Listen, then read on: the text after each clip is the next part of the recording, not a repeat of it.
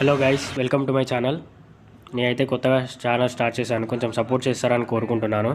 నేనైతే ఇవాళ సిద్దిపేట టు హైదరాబాద్ వెళ్తున్నాను బికాజ్ ఆఫ్ మై స్టడీస్. నేను వచ్చేసి సిఎంఆర్ ఇన్స్టిట్యూట్ ఆఫ్ మెడికల్ సైన్సెస్లో చదువుతున్నాను, ఇది కండ్లకోయలో. ఇప్పుడైతే అక్కడికి వెళ్ళాలి.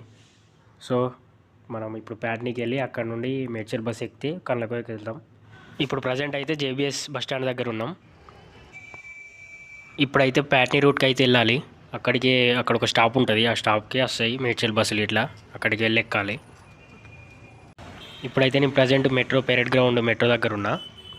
ఇక్కడ నుండి అయితే వెళ్తాను.